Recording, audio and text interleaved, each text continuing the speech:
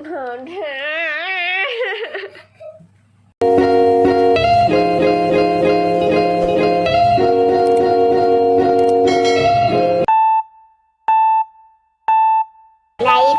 comment, dan subscribe. Assalamualaikum warahmatullahi wabarakatuh. Halo semuanya, kembali lagi sama aku Sasi Karana, si Cabi dan Ceria. Jadi teman-teman, kita masih membahas seputar teori sastra. Kali ini kita akan membedah suatu karya sastra menggunakan teori psikologi. Lalu apa ya yang disebut dengan teori psikologi itu? Teman-teman pasti sudah mengetahui kalau mendengar kata psikologi itu psikologi, tapi bacanya psikologi ya.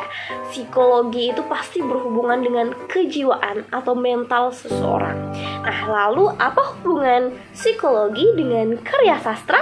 Tapi teman-teman, sebelumnya jangan bosan ya nonton videoku. Ayo kita bahas.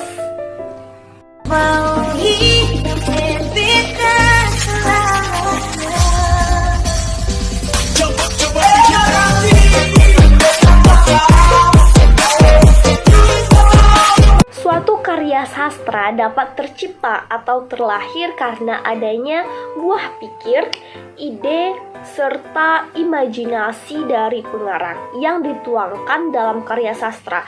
Baik itu karya sastra bentuk lagu, karya sastra puisi, cerita, novel, film, dan karya sastra lainnya. Dan setiap ide yang dituangkan di dalam suatu karya sastra itu tidak akan terlepas dari bagaimana kondisi psikologi atau kejiwaan pengarangnya. Yang mana biasanya kondisi kejiwaan atau kondisi psikologi pengarang itu dituangkan pada tokoh utama atau pelaku utama pada karya sastranya. Nah, jadi teman-teman, dalam membedah suatu karya sastra menggunakan teori psikologi ini, kita harus terlebih dahulu mengetahui seperti apa sih latar belakang dari pengarang atau penulisnya. Baik itu dari segi pendidikannya, profesinya, maupun segi usianya. Oke teman-teman, sekarang kita kembali membedah novel Mariposa menggunakan teori psikologi. Pertama-tama kita harus mengetahui terlebih dahulu seperti apa latar belakang dari penulis novel Mariposa ini. Yaitu Kak Luluk HF. Nama lengkapnya itu Hidayatul Fajriah, namun lebih dikenal dengan Luluk HF.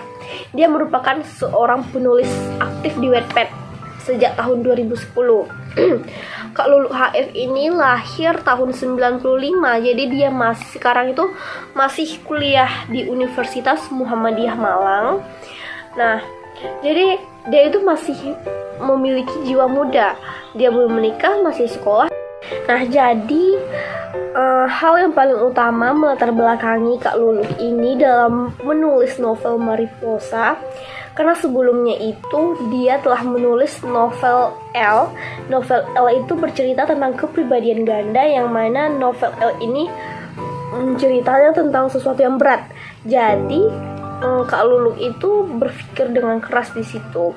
Nah, supaya kejiwaan dia itu lebih fresh, maka Kak Luluk menulis novel yang ringan dan santai, dan juga bercerita tentang cinta dan remaja, karena Kak Luluk juga masih berusia muda yang masih dalam pencarian cintanya gitu. Nah, hal itu dituangkan dalam novel Mariposa, yang mana Kak Luluk itu berpikir kalau tidak harus semuanya laki-laki yang duluan. Gak apa-apa kalau perempuan itu juga maju duluan walaupun itu dalam cinta. Nah, itu menggambarkan tentang kepribadian Kak Luluk yang sangat berani, apalagi dalam menyatakan cinta. Nah, itu menggambarkan kepribadian Kak Luluk yang berani dan pantang menyerah. Selanjutnya kita akan menganalisis teori psikologi yang terdapat pada tokoh utama film Mariposa. Pertama, kita akan membahas tokoh Acha terlebih dahulu. Natasha Kalilovi yang biasa dipanggil Acha. Nah, psikologi seorang Acha ini tergambar dari sifatnya yang terbuka, selalu ceria, pantang menyerah, dan dia itu terlihat seperti sosok yang selalu bahagia. Kenapa? Karena saat dia punya masalah, dia itu selalu menceritakan, dia itu selalu berbagi setiap masalahnya kepada orang lain, baik itu kepada ibunya, kepada sahabatnya. Nah, sifat seperti itu adalah sesuatu hal yang bagus, karena walaupun seseorang yang telah kita ceritakan masalah kita tidak memiliki solusi untuk masalah kita, tetapi saat kita sudah bisa berbagi masalah, nah itu akan membuat kita merasa lebih lega. Nah, itu akan membantu kita juga dalam menyelesaikan masalah kita sendiri. Nah, dan kenapa seorang Acha ini memiliki karakter yang terbuka dan selalu ceria?